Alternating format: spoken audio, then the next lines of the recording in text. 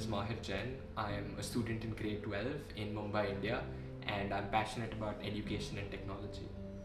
My application titled Win Now is a mobile application I developed which has 20 productivity tools which are aimed at making learning more accessible for students without access to educational resources and to make the education process more enriching. So the motivation was really personal. I started this project off as wanting to increase or improve the ways that I personally learn. So I've always looked out at making sure that my learning process is more effective. And so I had the opportunity to conduct research with a mentor, and I thought it'd be interesting to look at what techniques are the most effective and empirically have been proven to gain the best results, both academically and socially.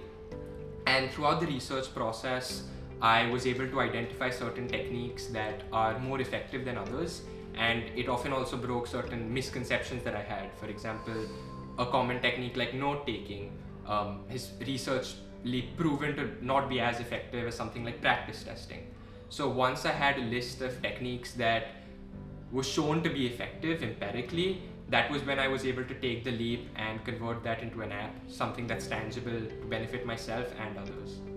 And so the research process was about a 3-4 month process in which I looked at, I did a comparative analysis of many different features. So I was able to identify the features that are the most effective. I also conducted an analysis between experts and novices. So I wanted to identify what makes experts truly experts, and some of the techniques that I saw, for example, chunking, also the idea of something called the Feynman technique, in which you teach others what you want to learn, and that gives you better insight into the topic that you are wanting to learn. And so when I was able to analyze those features and see what effect they had in reality, in practice, I think that was when I was able to compile a 6,000 word research paper, a document. And it was only once I did that and I was able to also utilize those features in my daily life that I saw personal improvement, and I felt it was also necessary for me to help others in that process. My vision for the app is to expand it to as many students as possible, especially those who are financially less able. And I think education is not as accessible, at least quality education is not as accessible to as many people in a free and effective way. So I think that's the goal where I want to reach. The key thing that WinNow is doing is it's introducing or integrating technology into the education space. And so I think by using technology, I'm being able to customize learning to each student's specific needs. And also with the improvements of technology advancing at a rapid rate, it's allowing this new notion of technology and education to work together, to be reimagined in India. So I gained a lot of help and a lot of resources from many people. The first one is my mentor, Mr.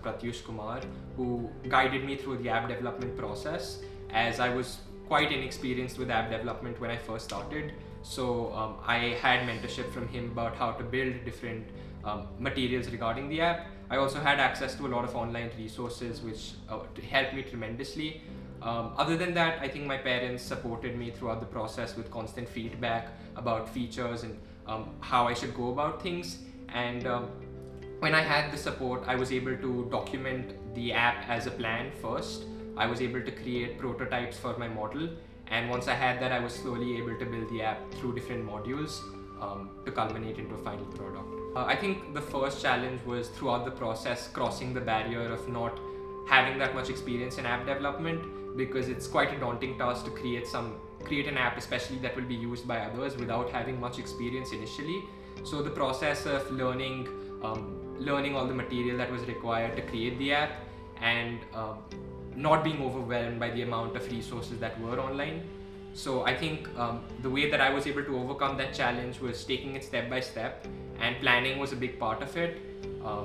I think once I was able to create the different modules I wanted to create and divide it into 20 different features that I was looking to create, I think that was when I was able to make progress in that respect. And I think throughout the process, I learned a lot of patience, as there were many bugs, there were many errors that came through in the coding process. And it was about an 8-month process actually building the app. So it was really there was a lot of patience that I required, and at times I just felt like I wanted to quit. So I'm happy that I pulled through. The app is based on technology, so I would use technology to sustain it, in the sense that I think social media is a great tool to expand the reach. Today we can reach more people through social media than we could ever imagine.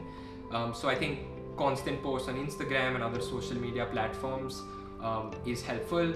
Other than that, I think it's also important to reach the target audience directly. So to go to schools and NGOs and continue to demonstrate the app and the features, and to see the kind of impact that it can have on different students is how I aim to sustain it. Overcoming the fear of not having something that will be valuable or that will help others.